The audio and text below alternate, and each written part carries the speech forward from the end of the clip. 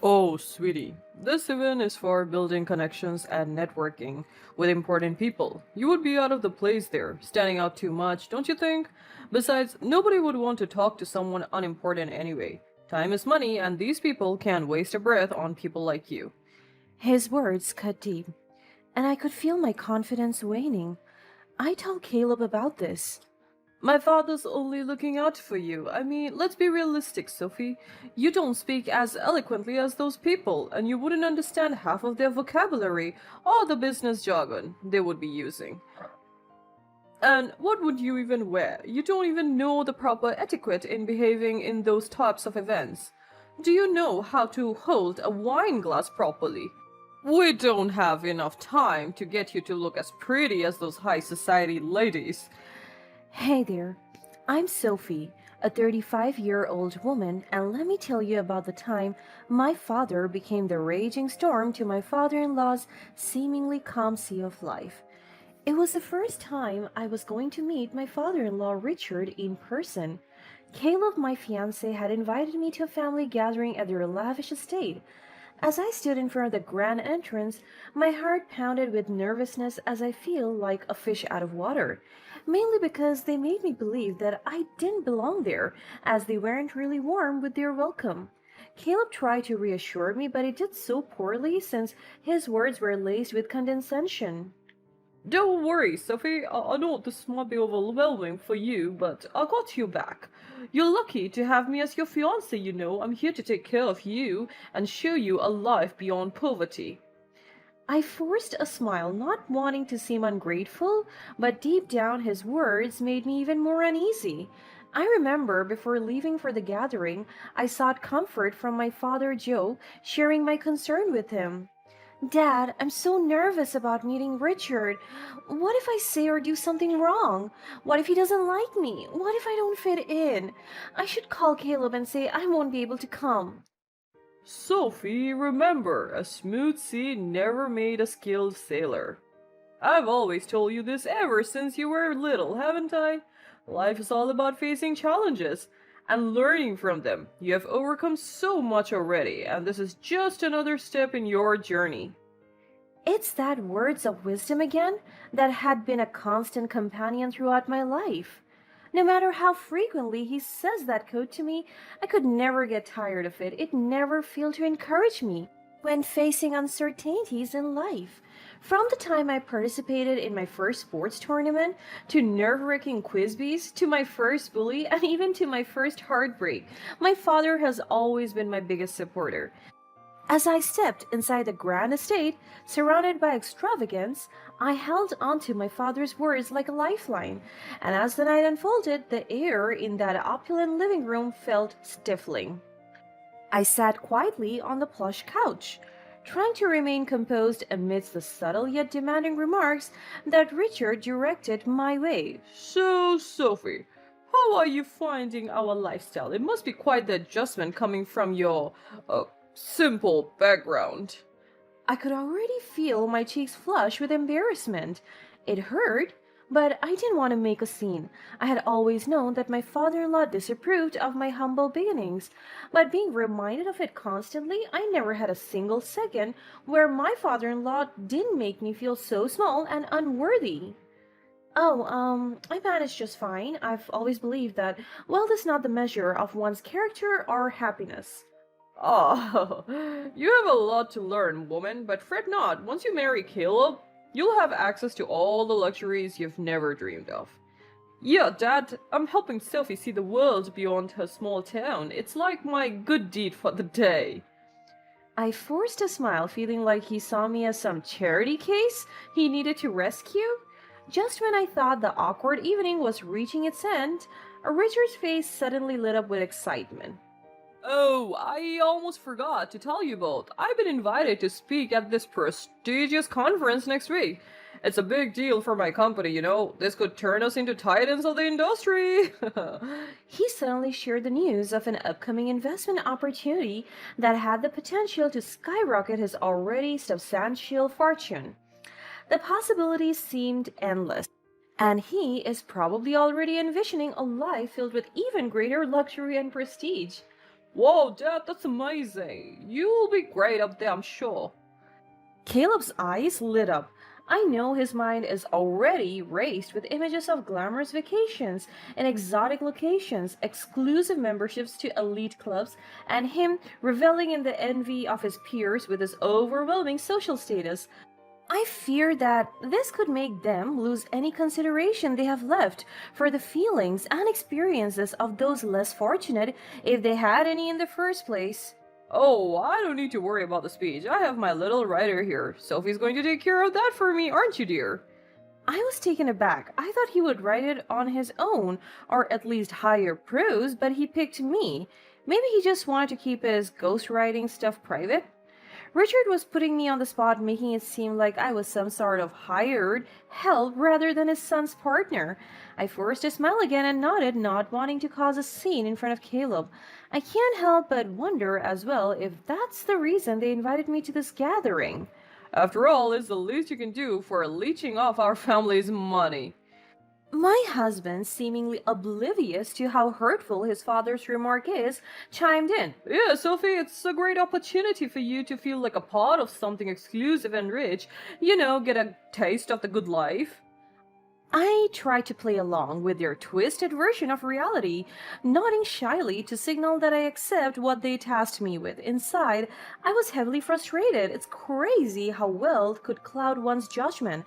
At that moment, I was losing hope of them ever seeing me as an equal member of the family. Perfect. Try your best to relate with people like us, alright? Do your research. As the days passed, I found myself sitting at my desk, staring at a blank document, having a hard time writing the speech as per Richard's request. Part of me wanted to rebel against his condescending attitude, but another part of me knew that this was an opportunity to show my talent and intelligence and perhaps win Richard's approval. With a deep breath, I began typing, letting my thoughts flow onto the screen. I tried my best to stay focused, ignoring the nagging feeling that I was being used as a pawn in Richard's game of power and superiority. Despite my reservations about the task, I still crafted each sentence with precision.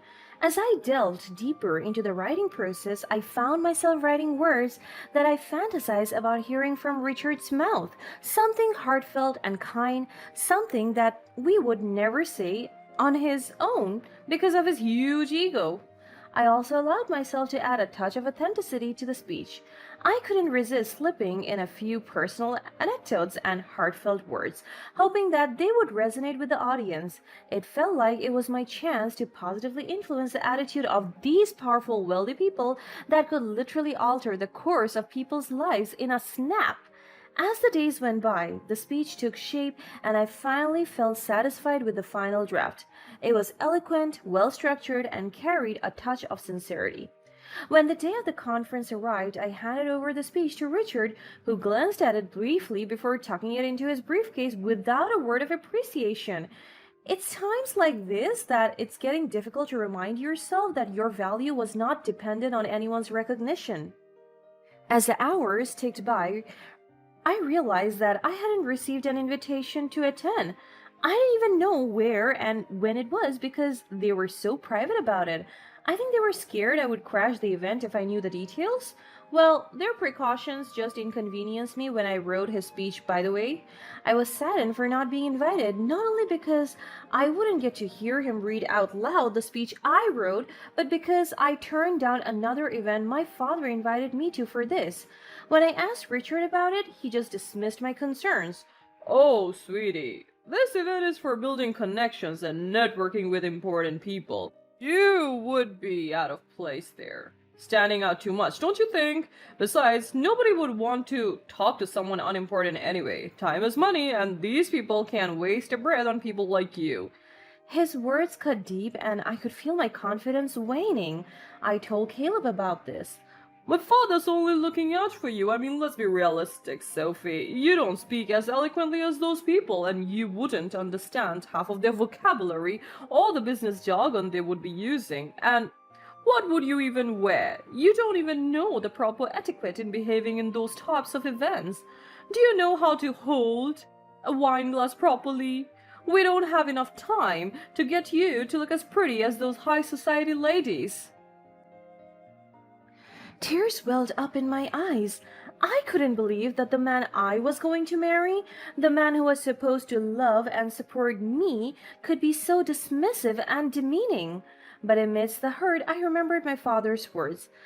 A smooth sea never made a skilled sailor. So I wiped away my tears, my chin held high, and decided to find my own way to spend the day. I longed for the comforting presence of my father, so I called him and poured my heart out, telling him everything that had happened. Hey, Dad, Richard and Caleb made me feel so small, like I don't belong in their world. They didn't even invite me to Richard's conference, and they said I wouldn't fit in with all those important people. Oh, sweetheart. I'm so sorry you had to go through that, but remember that a smooth sea. I know. I just can't believe there are people that cruel. Dad, you have your own event happening today, right? I know that I turned down the invitation initially, but do you think I could still attend? I have nothing to do today. Of course, honey, a seat is always reserved for you in every event. As I made my way to my father's event, I went to the bathroom first. Unbeknownst to me, Richard had the encounter of a lifetime. He had met my father, his idol, the man he had looked up to and revered for years. Richard, ever the dramatist, even jokingly got down on his knees as he spoke to my father, playfully emphasizing his admiration. I remember you, my idol. Remember me? You saved my life back in the early days when I was just a struggling entrepreneur with a small company. You believed in me when no one else did, and you gave me the crucial investment that allowed my business to grow. Oh yeah, look at you now. You seem to have done quite well for yourself. Such a wonderful event of yours. So grateful to have been invited. Well, you know me, always supporting initiatives that encourage entrepreneurships and innovation. Can't wait to hear your speech later. As I returned to the main hall, I saw Richard talking with such admiration and gratitude to my father. I couldn't believe my eyes. Part of me wanted to confront Richard right then and there, laugh at his face for the irony of the situation. But I knew that my father's event was not the place for such a confrontation, so I kept silent about it. It was so nerve-wracking. I tried my best to compose myself as my father noticed my trembling hands and asked if something was wrong. I'm fine, Dad. Just, a bit nervous, that's all.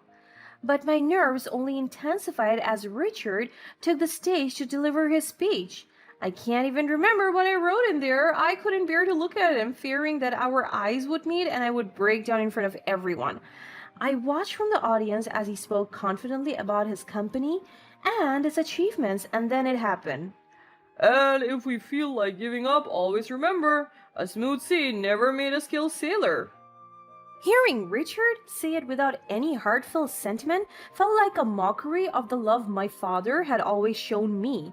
I regret allowing him to speak those words that held so much meaning to me. I should have known that he would never truly understand the depth of those words or the emotions behind them.